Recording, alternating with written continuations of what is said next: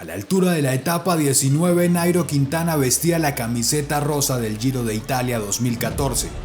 El colombiano había tomado por primera vez el liderato de una grande después de una polémica etapa reina de alta montaña, donde se habló de una supuesta neutralización. Polémica aún discutida por el aficionado colombiano, pero que la organización resolvió diciendo que ellos nunca neutralizaron la carrera de manera oficial. Aquel 30 de mayo de 2014 fue una cronoescalada donde Nairo Quintana era el líder por 1 minuto con 41 frente a Rigoberto Urán, anterior poseedor de la rosa. Una etapa esperada, una batalla para saber quién era realmente el merecedor del liderato.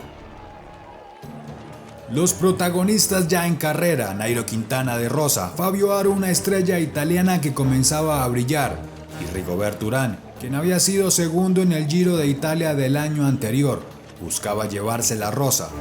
Urán hizo el mejor tiempo en los primeros 8 kilómetros, que eran llanos, casi 20 segundos mejor que Nairo, pero la batalla sería en los 18 kilómetros finales, en el Monte Grappa, una interminable ascensión con una pendiente media del 8%.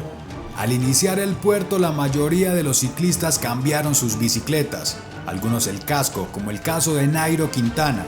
Se hace necesario el cambio para enfrentar tan larga escalada. A 12 kilómetros del arribo de Nairo, Rigoberto Urán fue perdiendo el ritmo. Pasó de tener 20 segundos a perder más de 30.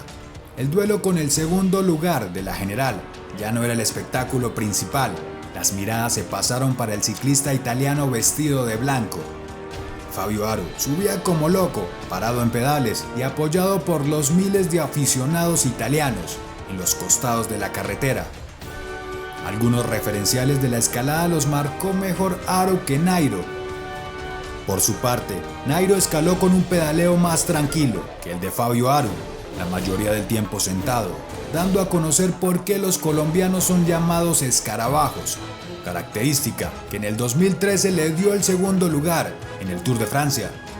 A falta de 9 kilómetros de su arribo, el de Boyacá ya estaba 15 segundos mejor que los referenciales del italiano. La etapa para Colombia se estaba poniendo aún más color de rosa. Para aquel momento, se estaba asegurando un título nuevamente en una grande, después de más de 20 años. A falta de 6 kilómetros, las cosas estuvieron un poco turbias para Nairo. Fabio comenzó a reducir el tiempo y en 3 kilómetros pasó a estar 6 segundos mejor que el colombiano.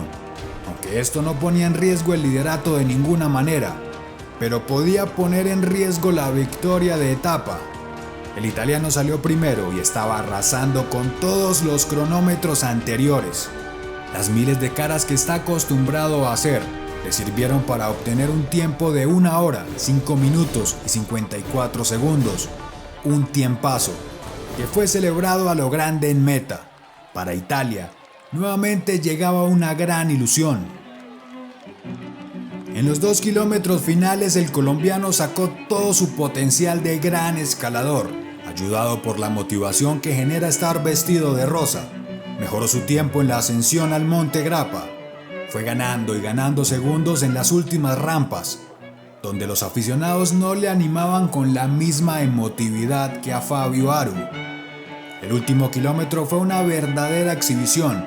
El colombiano mejoró totalmente el tiempo. Si Aru había hecho un tiempazo, lo de Nairo era de auténtico extraterrestre. Llegó 17 segundos mejor que el italiano. Se llevó la etapa. Además que alejó a Rigo 1 minuto 26 segundos más. Nairo dio un fuerte golpe sobre la mesa en aquella etapa del Giro, distanciando a sus rivales a falta de solo 2 etapas. Fue un etapón el que hizo Quintana, en la que sería la última gran cronoescalada del ciclismo.